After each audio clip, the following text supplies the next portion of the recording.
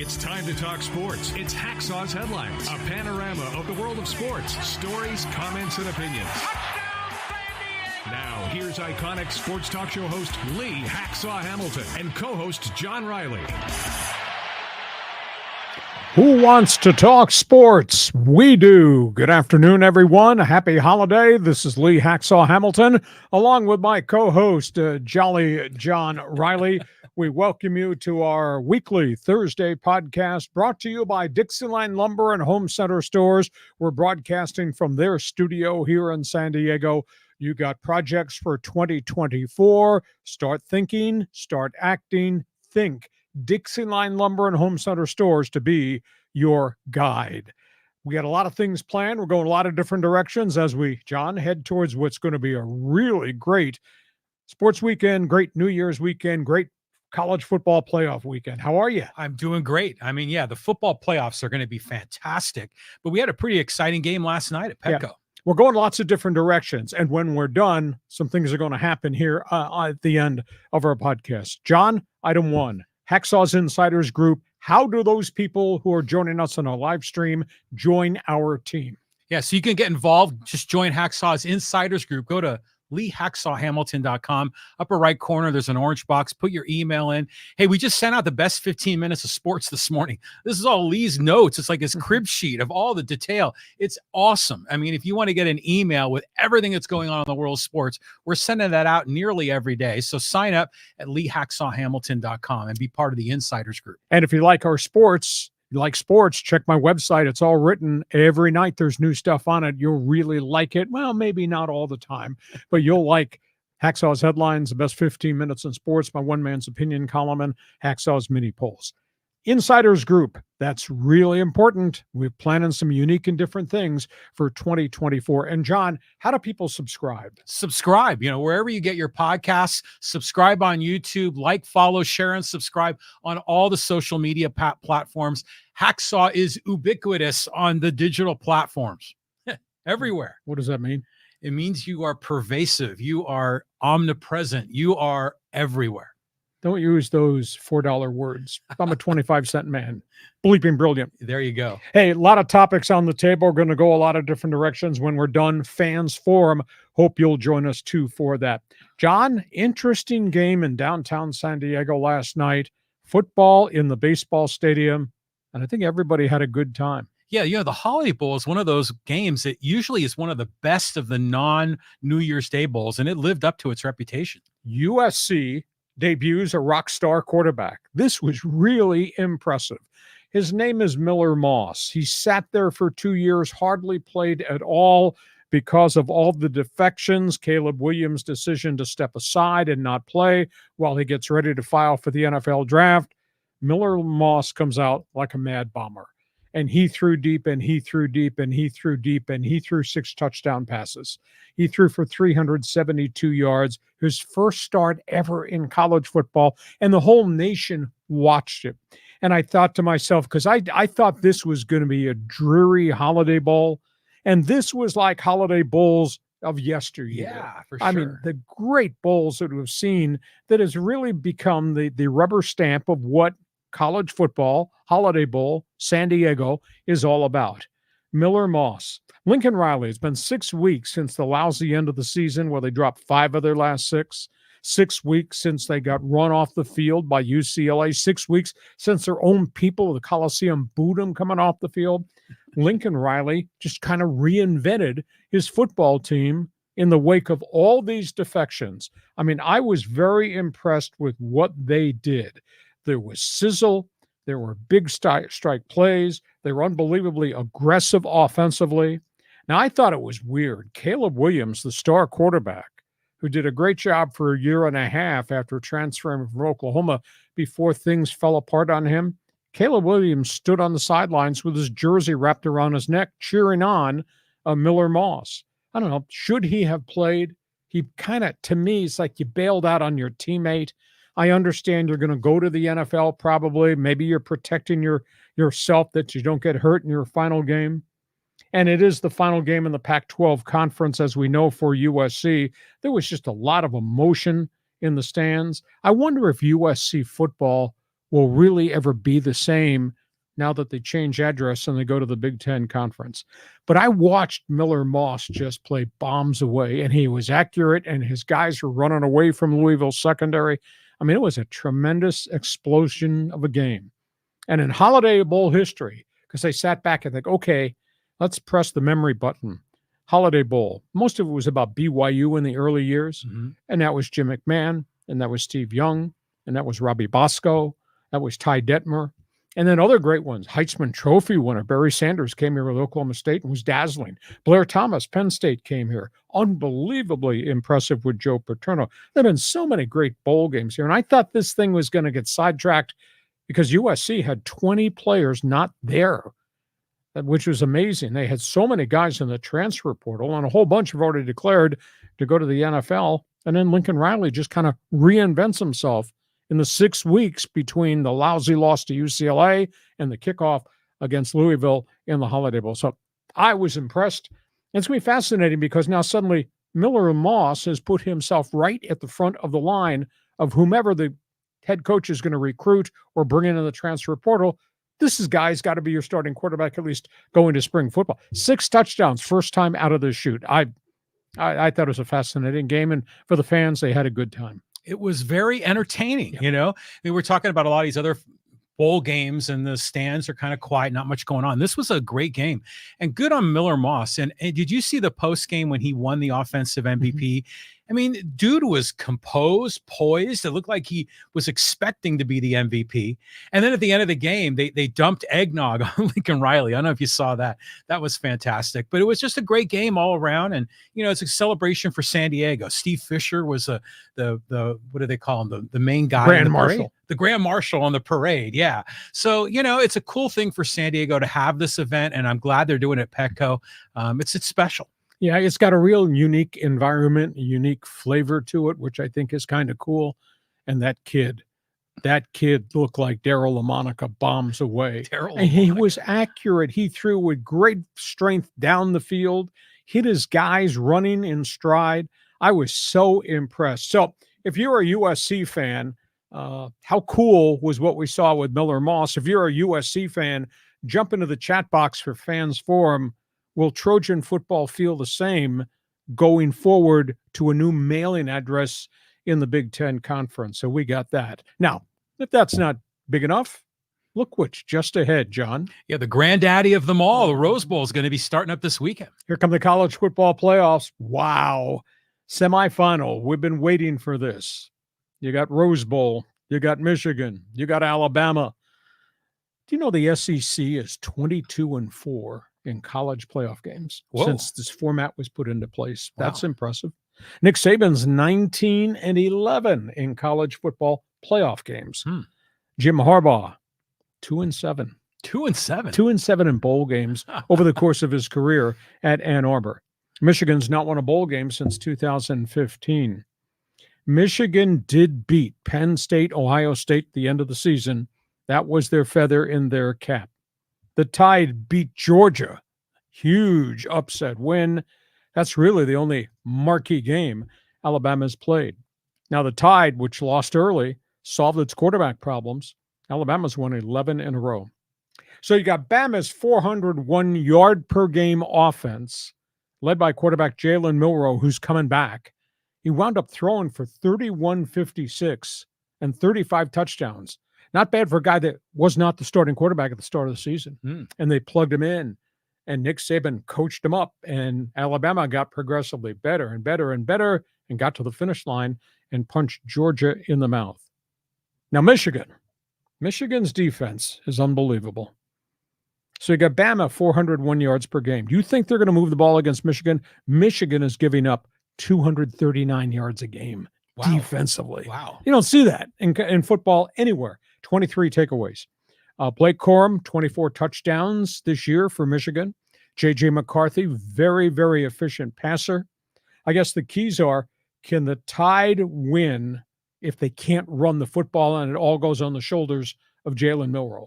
Because half of Milroe's game is throwing down the field, but the other half is being able to run. And if that quarterback can't run what they want and their backs can't run against a defense giving up 239 yards per game, boy, they're in trouble. Now, can Michigan run the ball?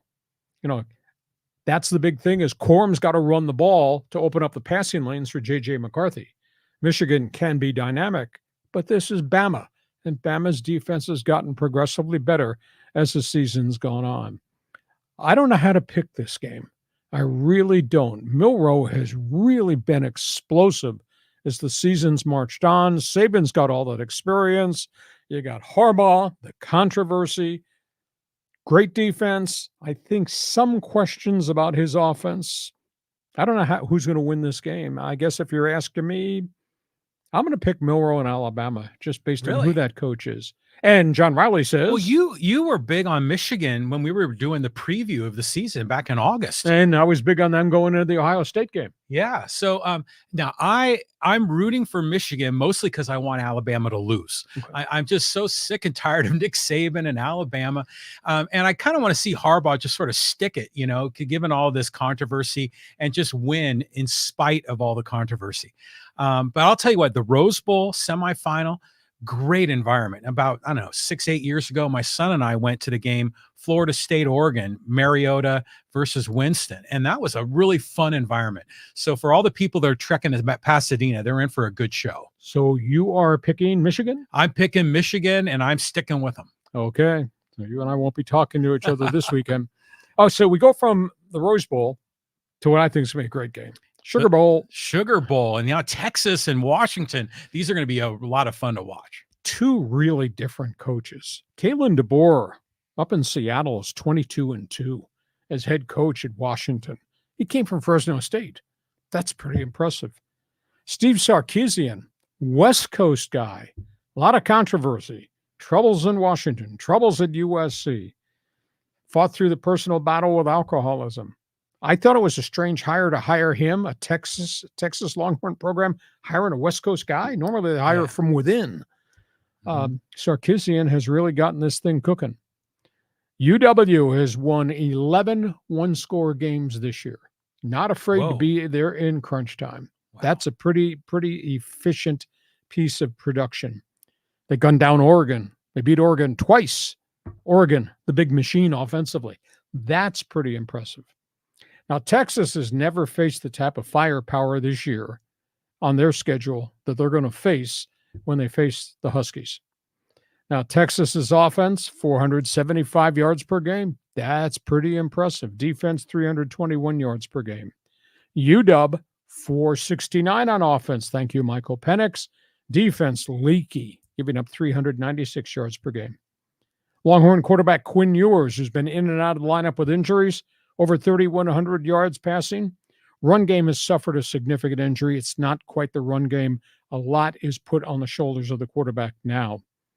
Michael Penix, 4,218 yards, 33 touchdown passes. He's been the trigger man for all these come-from-behind wins and all these one-touchdown victories this season. He's got a wide receiver the country ought to be talking about, Rome Odunze. 81 catches, over 1,400 yards, 13 touchdowns, 17 yards per catch. And when they're not throwing to Odunze, Ja Polk, 60 catches, 16 yards per reception. Lots of big plays down the field from Michael Penix. So the keys, can Texas's defense hold up against this onslaught when Michigan comes to the line of scrimmage?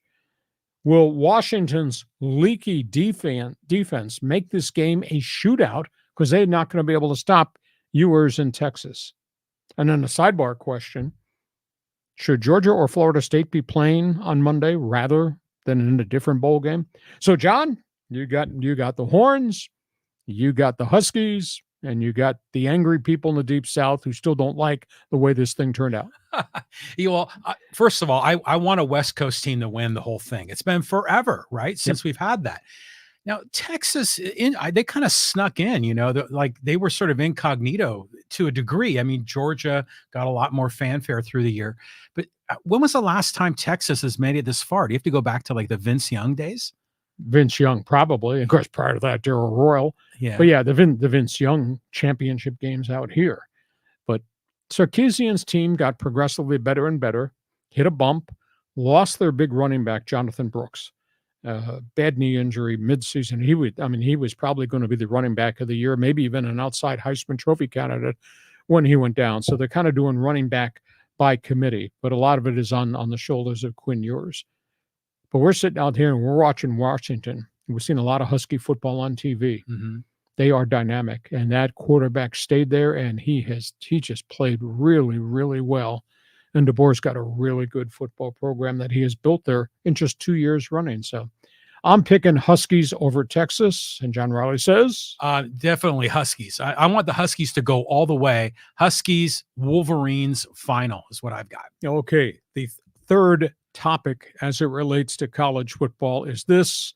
Nobody's happy. I think this could be a really good game, but it's obviously not going to be a national championship game. Florida State, Georgia, Orange Bowl. Here's the big issue. Florida State is going to go with the freshman quarterback, Brock Glenn, because the other quarterback who is due to come back and play has put himself in the transfer portal. On bowl week, he elected to opt out. So they're going to play the freshman. He's taken the bulk of the snaps. Wow. And Brock Glenn, who we saw in that playoff, the SEC championship game, he struggled. Or I'm sorry, the ACC championship game. He struggled. He's going to have to start because there is nobody else left. Georgia's got Christian Beck, and he's already announced he's coming back to school. Georgia's got its receivers. Georgia's got its defense. Georgia's got its running game. I think, unfortunately for the Seminoles, as great as their defense is, the fact that you have a marginal quarterback, a freshman, playing now against one of the elite Georgia teams that they've ever had down there, you're going to find out why Florida State didn't get to the Final Four, sadly, because of the loss of Travis Jordan with that significant shoulder injury way back. But, boy, there's a lot of angst. This, to me, from a distance, should be a really sexy game to watch, and it's not, because everybody in the Deep South is really peeved, and the rest of college football is not paying any attention. So I think Georgia's going to win this game, and it's going to end badly for Florida State, and they're going to go to the offseason feeling like they really got snubbed.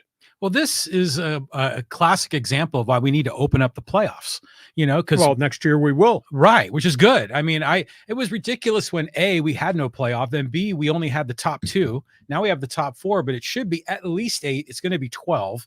Like I said, I would open it up to 32. I would go all the way with it. But, there's been some fans in social media that were commenting, even about the USC Holiday Bowl game. Should these teams be penalized if they are not having their starters play the game? If they're in a transfer portal or they're going into the draft? I mean, is there a consequence to that if you end up with a completely different team for the bowl game? How do you victimize the school? It's the kids that are making the decisions. Mm-hmm. However, interesting point that was made. You brought this up last night. Lane Kiffin at Ole Miss. Now they're in the Peach Bowl against Penn State. He stood up at the podium in his final press conference and said, "This is disastrous for college football. This should have never been allowed to happen. It needs to be changed." He's making reference to player free agency. And Lane Kiffin says, look at any other sport. Do you see any other sport in which they're allowing the players to declare free agency at the end of the season while their teams are in postseason play or in the World Series or in the Super Bowl or in the NBA Finals? Right. Do you see any other sport that allows that to happen? Why has that been allowed to happen to our sport? He thinks what's happened here has been horribly detrimental. And like I told you last week on our podcast, one of my concerns was a lot of these bowl games are meaningless because players have opted out. We're not going to the bowl game excited about my team's in a bowl game. We're going to a bowl game as my quarterback going to play? What's going to happen when all my skill guys opt out to go to the transfer portal? So Lane Kiffin was just condemning the whole structure of what was allowed to happen, where guys could opt out in November or in December and just not be part of the team. I think it's a problem for me because you have gone with your guys all year and you've been in the trenches together. In essence, you've gone to war with them. And now at the last minute, you're opting out and you're not going to play in a bowl game with the guys you went through the whole season with to win 11 or 12 games. That doesn't sit well with me. But players do, I guess, have a right to protect their health. They don't want to get hurt, so they don't get damaged in the transfer portal, or they don't want to get hurt, so devalue them if they're going to the NFL draft. But what about the school? What about the teammates you had? No? No, well, yeah. I mean, like a lot of sports, you can't declare free agency until after the World Series or after the Super Bowl. That makes sense to me. But, if you're a fan, and let's just say you're a Louisville fan or wherever, and you shell out money to fly somewhere, hotel, and you get there and it's the second string. You're like, what the heck is this? So yeah, they've got to fix this. There's just it's become the wild, wild west. I support players being able to transfer. I like that idea. Opting out because you're going to go in the draft, that's weak ass sauce. I don't like that at all. I mean, Caleb Williams should have been playing. And just as an aside, I don't think he would have played as well as Miller Moss, but it's a sad thing when, these bowl games are supposed to be the pinnacle of the season. And now they're so anticlimactic. Yeah. The kids have a good time and the backups finally get a chance to play and experience that. Mm-hmm. I don't think it's fair to the bowls, the bowl backers, Holiday Bowl redcoats who put so much time and effort over the whole calendar year for our bowl game, which has got a great tradition and reputation. So you're a college football fan, jump in there on that. Who do you think is going to win the Rose Bowl? And then obviously the Sugar Bowl matchups as the playoffs begin. You got to comment on what Lane Kiffin had to say as it relates to this is stupid what college football is allowed to become. Nobody else is doing it. So we got all that to talk about. We got NFL football to cover too. Yeah, drama in Mile High Stadium. Ooh, this came out of nowhere. Maybe we should have seen it coming. Russell Wilson's been benched by the Denver Broncos with 2 games to go in the season. They're still holding on, still trying to fight their lives to get into the wild card race. Russell Wilson benched. He will be released at the end of the year. The head coach, Sean Payton, says, yes, there is an economic component to the decision we've made. However, they were 1-5 out of the gate. They fixed things. Russell Wilson played really well, but now they've collapsed again. They've lost 3 of their last 4. Last 4 games, Russell Wilson, 6 touchdowns, 5 turnovers, only 61% completion rate. The economic component is this. If he plays the last 2 games and he gets hurt, his $37 million contract next year is automatically guaranteed. And if he's on the roster next year, the $38 million the following year is guaranteed. Incredible. Why the Broncos would ever give him a structure of that contract where this injury component could kick in at the end. That's why he's being removed. A, he's not playing well. But B, if he gets hurt, and all these other quarterbacks in the league have gotten hurt. If he gets hurt, now you're on the hook for that money for next year. It's already locked in. And the minute he's on the roster next year, the following year gets locked in. Union investigated. Now the insinuations are the Broncos went to Russell Wilson in the middle of the season after the lousy 1-5 start and said, we want you to drop the injury clause in the contract. And he said no. So he held them to what they offered him. So that's the whole situation. They release him at the end of the year. They're going to take an $89 million cap hit. Jeez. $89 million. That'll be divided over 2 seasons. It's still a big cap hit. Yeah. It's obvious they want to get rid of him and they're going to go a whole different direction. Sean Payton wants another quarterback. I think the burning question with 2 weeks to go in the season, do you lose the locker room? There are probably a bunch of Russell Wilson guys in that room. Now, it's interesting, Russell Wilson's response today, it's the first time he's spoken. He says, I'm with God. God has a plan for me. So he has not publicly gone bitter and dropped the nuclear warhead on Sean Payton. He says there is a plan, which means he's going to play somewhere next year, maybe at a different lower price. And with the union leaking out the information, and the Broncos tried to change the injury clause in the contract. Here's a sidebar story. So you're the general manager, George Payton in Denver. You made the trade with Seattle to get him. You traded 2 number 1s, 2 number 2s, a 4, 5, and 6, and you traded 3 players. One of them is a Seahawks starting tight end, Noah Fant. The other is the young quarterback, Drew Lock. Mm-hmm. Then that general manager, George Payton, after making that trade, gave him this mega contract extension with all the injury clauses in it. Could you please tell me why he still has his job? All right, your response, Wilson, Payton, Broncos, GM. Yeah, I mean, it's just a weird story. I mean, it's like these perverse incentives. Why would you get your contract extended if you got hurt? Usually it's the other way around. But I questioned the whole thing when Russell Wilson went there in the first place, because he seemed to be on the decline in his career in Seattle. And sure, they wanted a stable quarterback, but this whole thing isn't working at all.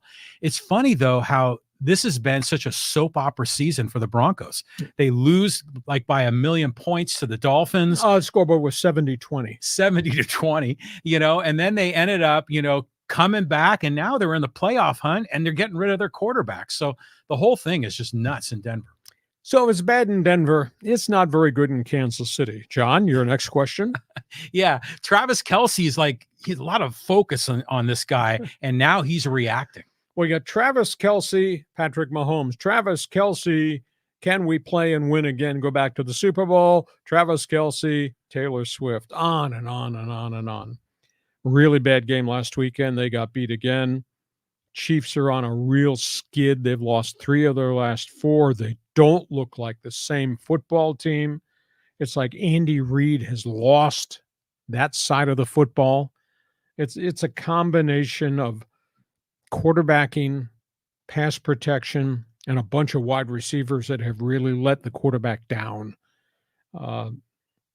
Kansas City's offense, 34 drops, 26 turnovers, 56 penalties just on the offense this season. Wow. That's not Andy Reid, Patrick Mahomes football. And then Travis Kelce had the meltdown during the game as they lost to the Raiders. Got punched in the mouth by the Raiders, got run off the field by the Raiders. So he slammed his helmet down near the bench area right in front of Andy Reid. And Andy Reid told the trainers, take his helmet. He's not going back in the game. Yeah. In essence, they benched him. Now, they did put him back a little bit later. But Kelce does a podcast with his brother Jason Kelce from the Eagles. And the stuff that came out of his mouth, even I would not say that on my podcast. He says, everything is effing wrong in Kansas City. You players need to be effing accountable. Do your effing job. Nice environment Kansas City's got. Kansas City is obviously going to have to go on the road in the playoffs. But this late in the season, if you haven't solved your problems, I don't think you're going to solve it in the next 2 weeks in terms of all these drops in the wrong routes and guys off sides and guys just not running discipline. And it's been going on since the first week of the season. There was one early game where they dropped 6 passes.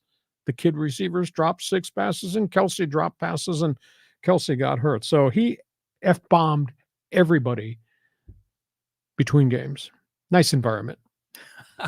Well, there's so much drama with that team, especially with Mahomes' wife and his brother and the reality TV and everything going on with these guys.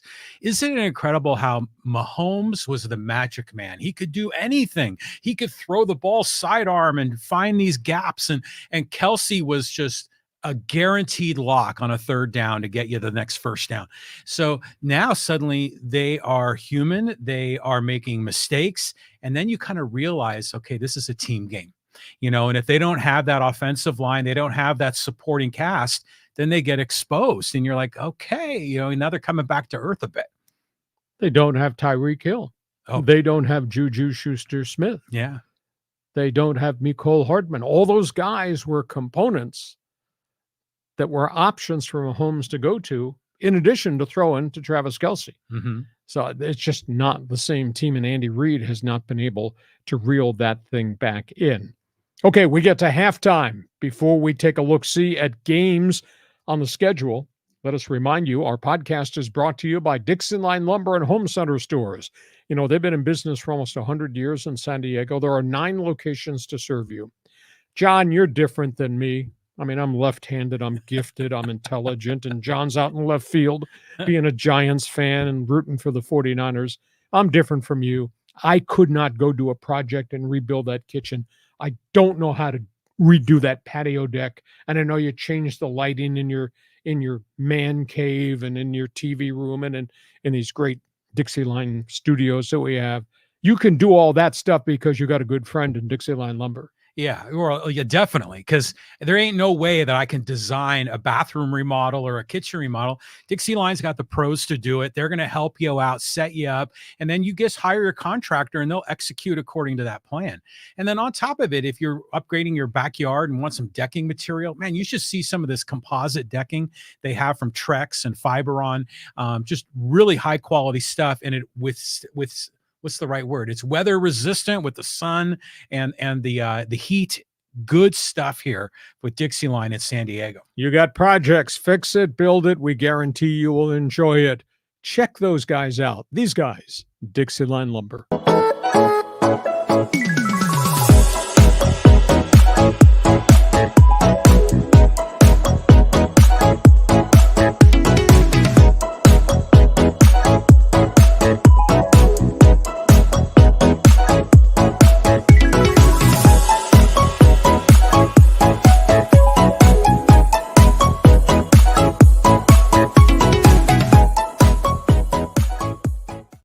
The second half here, our Thursday podcast, going towards a great sports weekend and the great New Year's weekend and all the big games. John, remind everybody about Fans Forum right at the end of the show. Do you think we'll have enough time to do everything that's going on there? Yeah, you should see everyone's lining up. 4XLA, Angel, George, Javier, Michael, Anthony, Greg, all jumping in. So if you've got a question or comment for Hacksaw, you got a comment on the college football playoffs, drop your take in the live chat on Facebook, YouTube, or Twitter, and we'll see it on our screen. We'll get you involved in Fans Forum. And we want to remind you, you can subscribe so you'll get all the alerts. John, how do they do that to know what's going on with our YouTube channel? Yeah. So, yeah, first of all, subscribe on YouTube. We're dropping video clips all the time, every day. But make sure you subscribe on the audio only platforms, Google Podcasts, Spotify, wherever you get your podcasts. Look up Lee Hacksaw Hamilton. We're getting more and more downloads of the audio only podcast, Lee. And it's just this podcast just keeps building and growing, doing great. Numbers are looking good. And as we spin to 2024, Hacksaw's Insiders Group, we're looking for people to join our team. How do they do that? Okay, so much going on here. Yeah, the Hacksaw's Insiders Group, you want to be part of the team. We just, it's like the Hacksaw fan club, and you want to get some in-depth, detailed, behind-the-curtain sports content. This is what you need to do. Go to LeeHacksawHamilton.com, orange box, upper right corner, sign in, put your name and email there, and you're going to get a lot of great content, great sports info, but it's only exclusive for those in the Insiders Group. And check my website because I write on it every day of the week. You like sports, ton of information there for you. We start the second half of our Thursday podcast. We're going to talk NFL football. It almost feels like playoff time. Yeah, there's only a few weeks left in the season. So what are the big games this week, Lee? Well, let's start first of all with the Detroit Lions, Dallas Cowboys. We keep challenging Detroit. How good are they really? Well, they keep answering the question. They got 10 wins this season. Big challenge. I got to play the Cowboys. Detroit is averaging. This is hard to believe that a team run by Jared Goff would be averaging 394 yards a game. Wow. The statistics are amazing. So you got Goff, you got St. Moore, the wide receiver. They got two running backs that are hot. Gibbs has just had a splashy rookie season. David Montgomery's been just trustworthy as a power guy inside. Their defense goes after your quarterback. So you got all that. Detroit going for their 11th win. The Cowboys have had a good season, but they've lost 2 in a row. They've cooled down just a bit. Dak Prescott, 104 quarterback rating. He's got 30 touchdowns and only 7 interceptions. CeeDee Lamb has had a superstar breakout season. 109 catches, 13 yards per catch for number 88. And Tony Pollard, the guy that replaced Zeke Elliott, he's got 1,171 all-purpose yards, and he's gotten through the whole season without an injury. So you got Detroit against the Dallas Cowboys. You got Kansas City against Cincinnati. And Jake Browning, the backup quarterback, journeyman backup quarterback, he's had his 15 minutes of fame. I wonder if he's going to bounce back against the Chiefs. His last couple of games, he looks like a deer in headlights, kind of panicked. 8 touchdowns, 6 picks, 2 fumbles. A lot of mistakes. He's starting to make mistakes that backup quarterbacks normally start to make when defenses get video on them and start to figure out what they can't do. The Chiefs are obviously in a fury over all this poor play offensively. Will Kansas City come together, or is there an ambush waiting? Will Cincinnati beat the Chiefs? Raiders-Colts. What a job Antonio Pierce has gotten these guys to do. Play hard all the time. I mean, defensively, they're just causing a lot of chaos out there because they're pressuring the quarterback, and they've gotten much more physical in the secondary. But how in the world do you win games when your offense is averaging 279 yards per game? Mm-hmm. That's what the Raiders are doing offensively with a backup quarterback, Aiden O'Connell. They're converting only 34% of your third downs. Absolute misery in that department. They've scored only 31 touchdowns this season in 15 games. But yet the Raiders are hanging in there for Antonio Pierce. The Colts, they're still in the wild card race. They're up, they're down. Gardner Minshew, the gunslinger, he throws touchdown passes, he throws interceptions, he takes sacks, he drops the football and fumbles. Colts desperately need a win. If the Raiders win this, that'd be 5-3 for Antonio Pierce as the interim guy. So maybe Mark Davis has to give him the job because the players have already said we want Pierce to be given the full-time position. And then we got the game of the weekend. And we've had games of the weekend every week like for the last month. We had so many great matchups. You got Miami, you got Baltimore, you got the MVP showdown. Tua versus Lamar. Dolphins have won 5 of their last 6. Baltimore is 11-1 since October. Really? Think about that. Wow. Miami's offense, 491 yards per game. They got Tyreek. He's still doing dazzling things. They got the two-headed monster at running back. They're throwing to the tight ends. Now, they don't have Jalen Waddle. The wide receiver is averaging 13 per game. He's out with a real high ankle sprain. But what a season Tua's had. Tagovailoa, 4,200-plus yards, 26 touchdowns, got a quarterback rating of 105. Whoa. Back in August, when you and I were first broaching the start of the season coming out of camp, question was, would he stay healthy? Could he stay on the field? Did he learn a lot from being hurt? Boy, I guess he has. What a phenomenal season for him. Lamar Jackson, MVP candidate, 4,143 all-purpose yards. First time ever. He's got wide receivers and running backs around him, but he creates chaotic plays and executes them. He's having a dazzling season.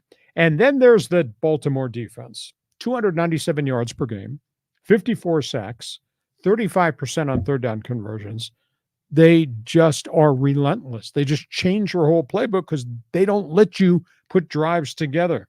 So it's going to be a fun game, Miami-Baltimore. So, John, you got a lot here to talk about. Do you believe in the Lions, or do you believe the Cowboys can come back? What do you think about the controversy Cincinnati, Kansas City? Are they playing for Antonio Pierce in Las Vegas? And they got Miami and Baltimore. The table is yours. The table is mine. First of all, I'm loving the Raiders rallying behind Antonio Pierce. And they're doing it kind of in a clunky style with not really good offense, but they're winning games. And I love it. And I love everything about Antonio Pierce because he's an LA guy, and I think he was from like South Central, and he's really embraced the whole LA Raider culture. So he gets it, so it's nice to see the Raiders rising again. Love the drama with the Chiefs, and who's in the skybox with Taylor and all of that. It's just fun watching. And my wife likes watching the games when the Chiefs are playing. I'm all in on the Lions. I would love to see the Lions become the new America's team and displace the Cowboys. But that game will be in Dallas, right? So that'll be a tough go. And then the other game, the Ravens just put a can of whoop ass on my Niners last weekend. They're going to be tough to beat, but Tua's a fun story. He's a good guy to root for. So my heart is going to be with the Dolphins, but my brain is with the Ravens this weekend. Okay, you're an NFL fan. Just pick them, pal. Give us your spin on this Miami game coming up with the Baltimore Ravens. So we go from all things football. You got a unique, controversial story or two here in baseball. Yeah, this whole story with Wander Franco is disgusting and distasteful. Wander Franco is a young star shortstop. Tampa Bay was removed from the roster on the baseball commissioner's exempt list. It's been alleged he's under investigation that he had relationships with 3 minor girls in the Dominican Republic. The investigation is reportedly complete. He was supposed to report to court to hear the allegations against him, did not show. They raided 2 of the houses he lives in the Dominican this week, could not find him. His lawyers were given a warrant that he had to appear today, Thursday. He fired the lawyers. He was a no-show again. It's almost as if he's a fugitive at large. And yeah, maybe he boards a plane, leaves the Dominican, and comes to the States. He can't go to spring training. Commissioner's office is not going to lift this administrative leave thing. So it's a really ugly story. And this is a star shortstop of the Tampa Bay Rays. That's one story. The other story is in Washington. We, of course, have tracked the unbelievable career of Steven Strasburg, and it kind of looks like the comet has burned out. His career is over because of the multiple surgeries, neck, shoulder, etc. He is owed a lot of money. He's already made $145 million on a 7-year contract he signed right at the peak of his career before all the injuries waylaid him. He's made $145 million. He's owed $105 million, 3 years left, and Washington's ownership's refusing to pay it. Now, I don't know how you can refuse to pay the contract. He got hurt wearing your uniform. The union has interceded. The union says we're not having any negotiations on a buyout. The guaranteed contract's the guaranteed contract. We're not changing, quote, the injury clause. So nothing's been solved as it relates to Strasburg. From what I gather, there's not going to be a buyout. There's not going to be a discount for the final 3 years, 105 that he has owned. You know, he had a great career. I mean, he might have been on a track to win 250 games before he broke down. But he's had so many physical woes, and he can't function as a normal person. He wants to be able to bend over and pick up his kids, and his shoulder and his neck will not allow it just because he's had fusion surgery and things of that nature. But Washington trying to wiggle out of what's owed. Union says you will not do that. Yeah, well, definitely a contract's a contract. And, you know, granted, MLB, they make them guaranteed. I mean, it's like a sweet deal if you're a player. I mean, you're just locked in. But, you know, they're trying to renegotiate the deal. It's almost like the Broncos trying to renegotiate the deal with Russell Wilson. Come on, guys, you sign the deal, make it happen. The Wander Franco story is just a mess. And the Rays ponied up and gave him big money. He's got guaranteed money. But if he gets arrested or something, I imagine the Rays would be off the hook financially. Oh, exactly. Yeah. The minute this comes to jurisdiction, he was paid through the end of the last season while on administrative leave. This is pretty serious stuff. Yeah. I mean, the last player that got involved with, quote, underage girls is a Pittsburgh Pirate relief ace, Felipe Vasquez. He's still in prison. Just spent Christmas in prison on a 3-year prison term. The allegations are there are 3 underage girls that he had relationships with. I don't know if they were all in Florida or whether they were in the Dominican Republic. There've been 2 family lawsuits already filed. So he's in a world of hurt. You don't understand why people would make the kind of bad decisions they're making in terms of relationships. You know, we could spin off that topic and talk about Julio Urias, the Dodgers pitcher, who had already been suspended once for domestic abuse and now gets suspended again and is not resurfaced in Major League Baseball. So that's that. Okay, we go from baseball. Last topic on the table, big boy basketball. Yeah, huge game tomorrow night. Prove it game for the Aztecs. Friday night, San Diego State, Gonzaga. I guess you could call this a real litmus test. State is 9-2. Bulldogs are 10-3. Zags, though, have lost to number 1 Purdue and lost to, at that point, number 5 UConn. So 2 of their 3 losses have been against real big-time, top-of-the-ratings competition. How about Gonzaga? Now, the Aztecs are playing in Spokane. Gonzaga, 76-game winning streak at home in Spokane. Finally snapped at the end of last season to Loyola. Had a weird loss there. Lost once to UConn here. But aside from that, they're virtually unbeatable. Big storyline, Jadon Ledee. Can he get scoring help? Because you have no doubt that they're going to defend him and box him and double him. And there's going to have to be points from other people. Now, the Aztecs have 3 guards that are kind of kicking it into gear. Reese Waters has had a phenomenal start at from USC, transferring into San Diego State. And then obviously we know what the Butler can do, and we obviously know what Trammell has done. Those guys are going to have to score. And I think the wild card in the whole thing is what kind of point production, because they're going to need Micah Parrish to hit threes. That's going to be a big question. And Jay Powell is going to try to play with a mask. He, of course, had the broken nose. And he had been a contributor off the bench. So there has to be some form of point production around Jaden Ledee to get that defense to back off, because I have no doubt the Zags are going to run a lot of people at him. Wyoming center Graham Ike transferred into Gonzaga at the last minute. He supposedly was going to the Big 12. He wound up in Spokane. He's averaging 14 and 8. Austin Watson, shooting forward, averaging 14 and 7. Creighton transfer guard Ryan Nembhard, he's averaging 12 and 6 assists per game. Gonzaga averaging 84 points a game on offense. Defense giving up only 67. They're out rebounding the opponent 43-35. They're shooting almost 50% from the floor, and at home, they're like shooting 69%. Oh my God. Man, they're just a phenomenal basketball team. And we all know what Brian Dutcher has accomplished since replacing the Hall of Famer, should be Steve Fisher. Dutch is 161-49. Mark Few, 19 West Coast Conference titles in 24 years, 658-129. That's his one-loss record. Wow. So this is going to be great.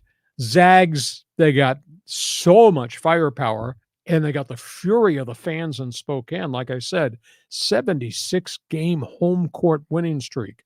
State's good. State's going to need help for Jaden Ledee, who I think is one of the best big men on the West Coast. And John Riley, are you going to shoot air ball or shoot three-pointers? Yeah, I'm going to tell you, I'm a three-point shooter myself, man. So the Aztecs went to Spokane and beat the Zags. So what was it, about 10 years ago or so? That was the big moment in Aztec basketball history. Can they do it again? It's going to be hard. But I'll tell you what, during this initial, out of conference schedule, the Aztecs have shown moments when their lockdown defense was working. They've shown moments when they've been hitting shots like crazy. But then they go cold, and then sometimes their defense is like a false sleep, and then the other team gets layups. So you're not sure what Aztec team you're going to get. And I know that, Dutcher and his staff have been working with the team. And granted, it was Christmas. A lot of the guys went home. Did you see the picture of Jaden Ledee with a basketball court in his house? Yep. I mean, that was unbelievable. But this will be a fun game to watch. The Aztecs will be probably at least an 8-point underdog in this thing. But, miracles can happen, and the Aztecs, if they get all their ducks in a row, it'll be a competitive game. It's been a strange year.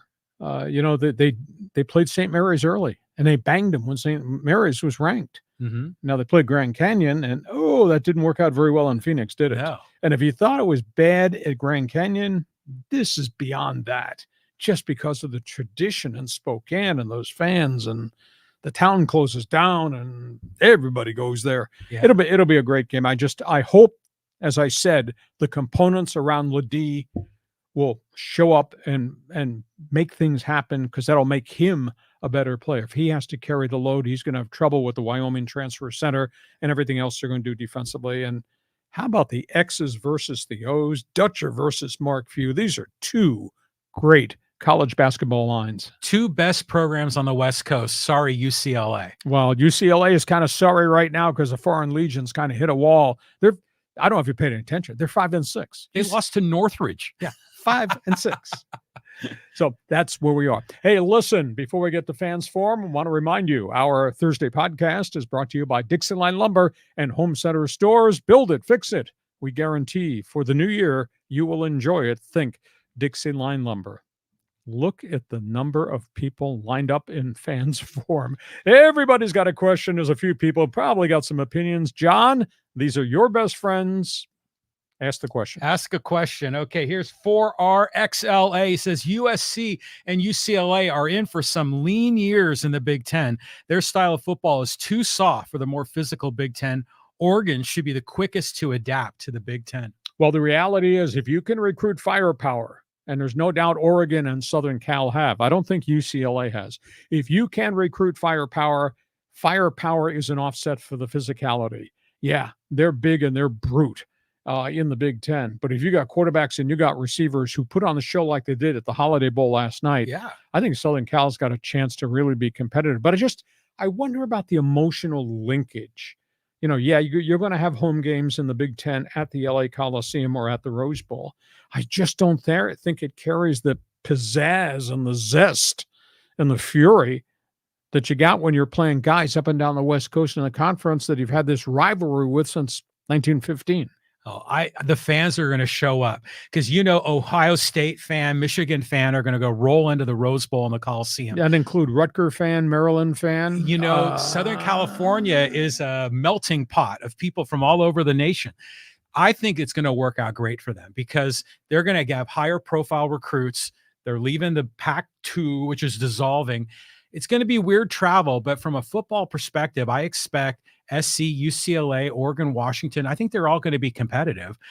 So let's see where this goes. But for now, the Pac-12, they had a good showing at the Holiday Bowl. So SC's got to feel good about that. If they have a quarterback throwing 6 touchdowns against Ohio State, that'd be something. I just don't get the sense there's going to be the same emotional attachment when you're going back there to play in the Big Ten Conference. Next question. Okay, let's go to Angel. He says, Broncos must really hate Russell Wilson so much that they benched him, even though Denver is still in the wild card race and facing the red-hot Vegas Raiders. I'll tell you, it's a strange scenario. I agree with the Angel. This makes no sense at all when you're fighting for your playoff life. And I posed the question, there are probably some pro-Russell Wilson guys in that room. Does Sean Payton run the risk of losing his locker room with 2 weeks to go? But the bigger question, they traded for a quarterback that looked like he was on his last wheels, and he's had a really great career. Russell Wilson's been a gentleman. I think he's been a leader. I think he's had some amazingly statistically successful seasons. They traded for a guy from Seattle that was on his last legs, and they gave him this contract extension. I think the next guy's going to leave Denver is going to be the general manager who did all this in George Payton. But Sean Payton has now put himself in a bad situation. He's got to go find a quarterback. I don't know where he's going to find a quarterback in the middle of the draft unless he's going to be able to lure some veteran free agent in here in the front door. That'd be intriguing to see where Russell Wilson winds up. Russell Wilson, Las Vegas? I mean, they need a quarterback. They're moving Garoppolo out. Mm-hmm. But again, what kind of Russell Wilson you're getting? Yeah, you're not sure. I mean, because, when he started up, he kind of came out of nowhere. Remember, he was like he was in North Carolina State, then he went to Wisconsin, and he did really, really well. But everybody said, well, he's a little bit undersized. You have a specialized offense to make it work. But it worked. And he put up some phenomenal numbers as a leader. Yeah, he studied the playbook. He was determined, and he made a difference. And I remember that Super Bowl against the Patriots, and they had the ball on the goal line, and he threw that pass, and it was intercepted. You're like, what are you doing? Why aren't you running the ball? Ever since then, Russell Wilson's been on the decline. I just think it was a bonehead mistake by the Broncos to trade that much value and then offer him this insane contract. So now they're, kind of stuck with it. They got to sleep in that bed. Wilson, I know the quarterback playing the NFL is just so weird. There's so many injuries in the NFL. Do you know this weekend we have 2 more backups have to start because of devastating injuries? There'll be the 59th and 60th different starting quarterbacks this season of the 32 teams. Think about it. 60 different quarterbacks about to start. There's not 60 great quarterbacks in the league. I'm sorry. I mean, you're lucky if there are 6 great quarterbacks in the NFL. We move on. Moving on. Let's go to Javier. He says the Dodgers spending over $1 billion. They're all in. Well, they are all in. The Dodger way is winning. Dodger way is drawing $4 million. Dodger way is having over $100 million on their TV contract. The other thing that's unique about the Dodgers, and I did not realize this till this morning, doing some research, Ohtani, Yamamoto, they are now the 11th and 12th Japanese-based players who signed with the Dodgers. There is an enormous legacy of their relationships with people from the Pacific Rim. I mean, we talk about the Dallas Cowboys, America's team. How about the Los Angeles Dodgers, America's team, as it relates to going to get these great players and convincing them to come here and be part of our culture? It's a phenomenal investment they made, but, one is an iconic, probably Hall of Famer who's going to be a DH pitcher a year from now, and most people think he'll be back to what he was with the Halos. And the other is a 25-year-old superstar. I mean, what he accomplished in Japan, dominated, and as different as pitching in Japan is, what he accomplished there is a trendsetter, bringing all those skills here. And now the challenge, will he be the same pitcher in America? But Yu Darvish was, Daisuke Matsuzaka from the Red Sox was, Hideo Nomo, Kenta Maeda, Hyun-Jin Ryu before he got hurt. So I think it's exciting. It's going to be interesting. Padres open against the Dodgers in South Korea. Yeah, that's going to be cool. the whole world is going to stop to Yeah. watch that game, whether it's at 8 o'clock in the evening or 3 o'clock in the morning. That will be fun. Well, the Dodger way is also choking in the playoffs with Dave Roberts making terrible pitching change moves. So, it is cool. They had a lot of Asian players that have played for LA. The Padres, we were like a year or two ago, I think they had like 8 different guys from different nations on their roster. It's cool seeing that United Nations angle. But I still think that Yamamoto contract was way the hell too long. 12 years. And he should be good in Major League Baseball, but it's still a huge risk. Imagine if he ends up bombing out and then the Dodgers got this big anchor of a contract, kind of like Russell Wilson in Denver. Ladies and gentlemen, that came from a Giants fan. I just want you to understand the bias there before he made the statement. And if you think we've had fun talking about this, do you know who arrives next year? Ross Sasaki.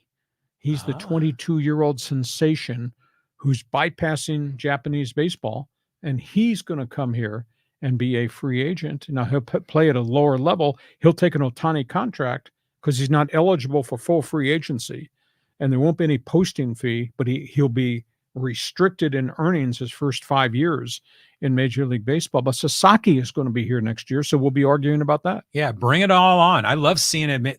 We can have an actual World Series. Okay, bring on more questions here. All right, here's some more Dodger comments. This is from Michael. He says, "Hi, Lee and John. Why is Steve Garvey not in the Hall of Fame? He has the numbers and was a good ambassador for the game." Rock solid numbers, no doubt about it. But are they superstar numbers? And it spins back to the question, should the Hall of Fame be for greatness or just good players? And that's a tough thing. It's been so long that probably Garvey's not going to get in, but you can't take away what he did. He was rock solid, consistent for a long time. And obviously he was part of one of the most unique setups in Major League Baseball. All 4 of those infielders, Say and Garvey and Russell and Sachs.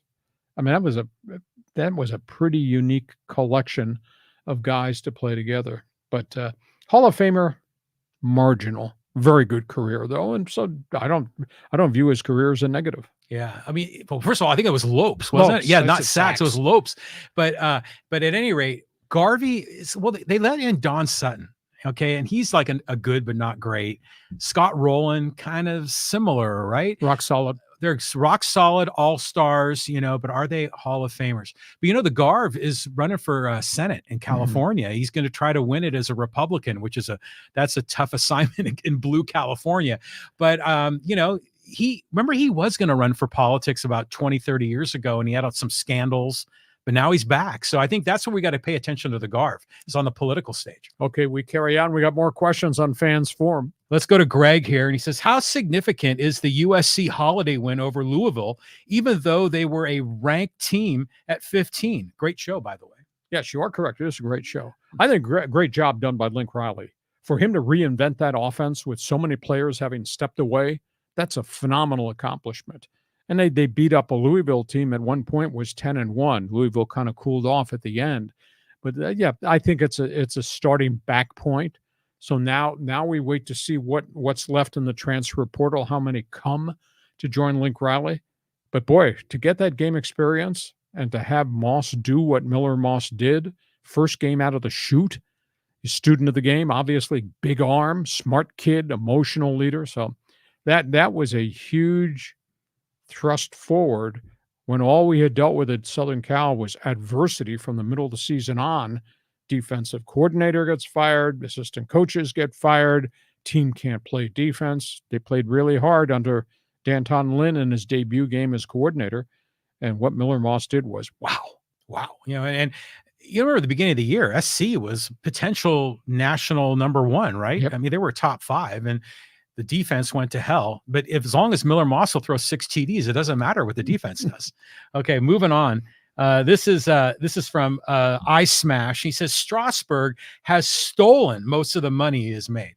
Well, Steven had significant injuries as a young pitcher, reconstructive elbow surgery, came back, got to the World Series, and was a dominant pitcher. And then signed the extension after Washington went to the World Series, and then he just broke down. So I wouldn't say he's stolen it. I want to say he's had 3 surgeries. He has tried everything conceivable to get back on the mound. But when you have a blood clot and then you have shoulder woes and they had to go in and take a rib out. So he's had 3 different surgical procedures. He's tried everything humanly possible. Contract is a contract is a contract. Now, to me, guys who can't play, some of that contract's covered by insurance. So I don't quite understand why Washington would be trying to get out of the final $105 million. But to say he stole the money, I think that's kind of unfair to the guy, because the guy tried everything he could to get back on the mound. Yeah, it's not theft. I mean, it's a contract, like you say, it's a contract. And a lot of times contracts are based on not so much the future, but your past performance. And he was the MVP of the World Series, and dude earned that. It's unfortunate the way the whole thing shook out, but I wouldn't say he was stolen. Hey, let's go over here to Emmanuel. He says, how great is Matthew Stafford if he can lead the LA Rams to the playoffs? Also, a great job by Sean McVay by getting his team this close to the playoffs. And I think you have to throw kudos also to Les Snead, the general manager. He's the one a couple of years ago wore the T-shirt, F them draft picks. Because the Rams had traded all their draft picks to go get Jalen Ramsey and all those other great veterans, etc. Well, now he stockpiled draft picks, went into free agency with very little cap space, and he rebuilt that roster. I mean, the guys he drafted, the guys that they signed, have really panned out, and they've gotten a little bit of luck. I don't know very many teams have gotten through a whole season without devastating injuries, but the Rams have this season, as compared to past seasons where the whole offensive line was wiped out, and then Stafford got killed because they couldn't protect him, and they lost all their running backs because of injuries. So McVay's done a good job coaching them up, and obviously they've kept them on the field, and they progressively gotten better and better. So now you got Stafford, and you got the second-year running back at Notre Dame, Kyron Williams, and then obviously they found the BYU kid in Nakua, who's got 96 receptions. It's amazing. And you still got Cooper Kupp, and you got Tyler Higgs, and offensive front has stayed intact, and they're all young pups. And at the back 7 defensively, hell, I bet fans can't name who's playing on the back 7 outside of Ernest Jones and linebacker. But all those guys were guys that they found, brought in, drafted, signed as street free agents, and they're all playing well around Aaron Donald. So, are they an elite team? Are they the 49ers? No. Are the Eagles? No, I don't think so. I'm not even sure they're the Dallas Cowboys. They might be one and done. But to be one and done compared to where they were a year ago this week with 5 wins, tremendous accomplishment. McVay's done a really good job. Well, I think if the season ended, they're in, aren't they? Which is 2 weeks to go. Well, there's still 2 weeks to go. I know. And this is great this time of the year. Every game is like a playoff game. And if this team wins and that team loses and this team gets in, so it's going to be a great time. So, yeah, go Rams. Let's go here to Manny. He says, when will the MLB Hot Stove League pick up? Every team waited for Ohtani and Yamamoto to sign, but so far there are a lot of remaining free agents. Well, there's not a lot of marquee free agents. You got Blake Snell that's still out there, and you got Josh Hader, who's unsigned, asking for the moon, and you got Jared Montgomery of Texas. Those are really the 3 last star guys coming off super seasons that are on the market. There's an awful lot of mid-level free agents, and those guys will get signed, and the longer this goes, the price tag will come down on some of those guys. But it's going to be interesting to see what happens with Snell, because we hear the Angels have met with him. The Angels have done virtually nothing except sign 1-year rentals. Aren't going to make him a better team. The wild one we hear is that the Red Sox are now in on the bidding. I don't know what's happened to the Giants and their interest, unless the Giants have just backed away from Blake Snell because they don't want to give in to Scott Boris's demands. Jared Montgomery might wind up going back to Texas, which would not be bad for him. Price tag on him is going to be significant. Matt Chapman is still available in Toronto. There are some veteran relief pitchers that are still out there, aside from Hader. Hader's asking $20 million plus per year, and that's why he's not been signed. And it'll be fun to see over the next couple of weeks. But now the price is on most of what's left out there. And you can still get guys who help your team, but I'll be intrigued to see where Snell winds up, and then obviously where Hader winds up. Would you pay Hader over $20 million a year if he refuses to come in for a 4-out save? Well, I'll tell you, that's worked against him. That thing is out there attached to his name. Yeah. Is I'm not pitching 4 outs. I'm not going to pitch back-to-back days, et cetera, et cetera. Yeah. So his price tag is probably 15 to 20, but I wouldn't go above that. And again, with the potentiality of pitchers breaking down, I don't know that I'd go 5 years for a pitcher. And Dodgers just went 10 years for Yamamoto, which kind of shocked me, although that's got opt-outs in it too. But Snell, the statistics Blake Snell put up at Petco Park last year were phenomenal. But I can't get away from the ideology that he had the Tampa Bay Cy Young season, the San Diego Cy Young season, and in between those two awards, you couldn't trust him. His seasons were so erratic. He was so Jekyll and Hyde. But he did have those 2 winning seasons. I just going to be fascinated to see who's going to give him term, number of years, and who's going to give him volume of dollars. Yeah, it's a risky move. I mean, given that track record. But I was just reading about how yesterday was the anniversary of the trade the Padres made with the Rays to get him. And the Padres gave up Patino, who bombed out. Who the other guys? Francisco Mejia, who flamed out. Cole Wilcox, who had arm surgery. And then the other guy is Blake Hunt, who's not even in the Rays organization anymore. Preller made a hell of a deal there. Yep. And still people crap on Preller all the time. My guess is Preller is plotting right now. There's something going on, but yeah, I do believe that there's an economic component now to the inability of the Padres to make deals. Padres are talking to 2 Japanese pitchers. By the time we rejoin you on Tuesday after the New Year's holiday, maybe the Padres get another Japanese pitcher, because they are talking again to Imanaga, the veteran left-handed starter, and he's supposed to be here right after January 1st to start visits to teams stateside. But there's a whole bunch of teams that are in on him. So I think the Padres might have one more pitcher coming from abroad, but their inactivity here leads me to believe that this economic component where the budget and the payroll is getting stretched down, closed in, refined to a lower amount. I think that's real, and I think that's why Preller hasn't been as active. Did you see Eric Grupner's comments about how we're pulling the payroll back, but if you were in a coma for the last 5 years and you woke up, you'd be really happy with this payroll. Well, you'd be happy with 180 to 200 million, but the problem is the bulk of that 180 million is already spoken for, and all these long-term contracts that you can't trade.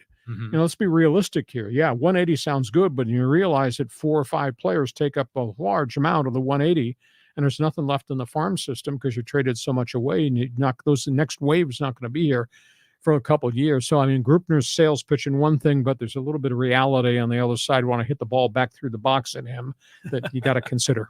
Exactly. Okay, let's move on. A couple more. Brett says the Chargers need to move to Petco. Well, it's only 35,000 max. It could sit there at Petco. The Chargers aren't moving anywhere because the ownership's not going to sell the team. And good luck to LA, supporting somebody that is not real relevant. And our heart aches. I can't go anywhere without people stopping me and saying, "Oh, the Chargers, we miss them so badly." And there's a hole in our heart. And it's damaged the psyche of San Diego sports fans, despite what the Padres have done, what Aztec basketball has done, and what Aztec football might be under the new coach, Sean Lewis. Our community just never recovered from the screw job they got when Spanos turned his back on 55 years of loyalty. The San Diego sports curse, man. It just keeps coming. But imagine if, just for fun, the Chargers did play at Petco. I mean, we'd have, a football game like on the infield dirt, like they used to have at the multi-purpose stadiums. But, it's fun that they had the Holiday Bowl there. But, yeah, there's no way they could have an NFL team. No. And, one of the sad parts, as cool as Snapdragon Stadium is, and the fact that San Diego State convinced the voters that we should take over the whole property, back in the day, Soccer City, which proposed, they were going to build a stadium and turn it over to San Diego State, but a piece of that property was to be reserved for somebody, if somebody wanted to come in and build an NFL stadium. You have Jeff Bezos' phone number. They were going to build that piece of property was still there. But when San Diego State won the ballot proposal, they got all the property. Soccer City's thing came off the board. They would have provided access to 15 acres of land for an NFL stadium, whomever wanted to develop it, and if they could get a team. But that's gone by the board now. It's not coming back. I mean, here's a social media comment here from was a chachucha, and says the Spanoses started off selling bologna sandwiches to day laborers, minimal nutrition on the cheap. 70 years later, they're stuck to that same business model, bologna rhetoric for loyal, success-starved fans that provides just enough hope, minimal cost, minimal output. Well, they've spent up to the cap. They've spent their cap money. Now they're capped out. They're in a world of hurt next year. There's the numbers that I've researched say they're anywhere from 60 million to maybe 80 million above the cap, which means the roster they had this year is not going to be the roster they're going to have next year. They're going to have to be some significant roster deletions of big money guys. And I don't know whether that's Joey Bosa or whether that is Mike Williams. There's a couple of big payday guys that are probably going to leave, and they're going to have to restructure down some of the other volume contracts. But, you know, I like Tom Telesco. I thought he did a good job stockpiling young players, but they just can't keep him on the field, can't keep him healthy. I like Justin Herbert because I think he's a gamer, but, you know, he's played hurt now. He's had 3 major injuries in a year and a half. They just have not been a complete football franchise. So, I mean, I separate the ill will and the emotion directed towards the first family of football, the Spanoses, but I still have great respect for the players and some of the coaches and the guys that were there as a general manager. But they got a huge challenge on their hands because it's not going to be the same team next year. I'll guarantee you that. If you are Bill Belichick or Jim Harbaugh or some hot coordinator, is the Charger job an attractive job? Do you have a quarterback? Yes. You just answered your question. Okay. All right. Now, I think the sidebar question is, will management give the new coach coming to the front door player personnel decision-making authority? And Belichick wants that, shouldn't get it because he failed as a general manager in New England. And Harbaugh would probably demand it. You just have to negotiate that way through if Harbaugh is indeed the guy. But there's so many good coaches out there who are assistants that probably going to get a look-see too. Yeah, right on. Well, let's get an NBA question here. Clippers, Lakers. This is from Joel. He says, the Clippers are a strong team, but every time the playoffs start, they become a hospital and most of their stars get injured. If they manage with that, they could be in the finals. They're good, but now Kawhi's hurt. Kawhi's got a hip injury. I don't know if it's a hip impingement or whether it's cartilage, and now they're down from him. Now, granted, they still have Paul George, and they do have James Harden, and they got Russell Westbrook. They're going to get their backup center, Mason Plumlee, back within a couple of weeks with what appeared to be a very badly sprained knee. So I think they've got a lot of components there, but you got to have your stars available. And now Kawhi, after a phenomenal month-long start, he's dinged, and we don't know the depths of the hip injury. So that's an issue. And then the flip side of that is the team on the other side of the hallway, the Lakers. They got AD and they got LeBron, but those guys do get hurt, and they do not have the components around them that we thought were going to really be productive. They've had a bunch of nagging injuries. Gabe Vincent's just having surgery.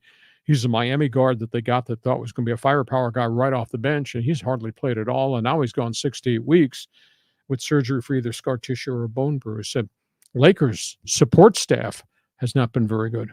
I would love to see the Clippers have success. Finally, you know, and I was just reading an article recently about Steve Ballmer. You know, he's making $1 billion a year in passive income from his dividends from Microsoft. Holy crap. Oh, well, the guy's building the arena. Yeah. He is writing that check. Yeah, no doubt. So that's unbelievable. Fascinating guy. Hey, listen, we hope you have enjoyed our Thursday weekly podcast. Program note, we're going to be off on Monday, New Year's Day. We'll do our Tuesday bonus podcast coming off the football games, so we'll be able to cherry pick what John had to say about the Rose Bowl and the Sugar Bowl, and obviously had the NFL. If you like what we do, we invite you to subscribe, share, tell your friends, give us a thumbs up, 5-star rating. We'll take it. We don't have very many friends. And we also want you to go to my website and register to join Hacksaw's Insiders Group, because we got some things planned we hope to launch in 2024. John, have yourself a safe and happy New Year's Eve. We'll see you Monday. I'll be the one bringing the sub sandwiches. You'll be providing the beer, and we'll get to watch the Rose Bowl and the Sugar Bowl, and then we'll be arguing on Tuesday about the national championship game. Plus Aztecs Gonzaga on Friday. Go Aztecs. Can't wait. Happy New Year. Thanks for being part of our team. Hope you enjoy Hacksaw's Headlines. Join us again for Hacksaw's Headlines on YouTube, Facebook, and Twitter. And find the audio version on your favorite podcast apps. Touchdown, San Diego! For more content, go to LeeHacksawHamilton.com.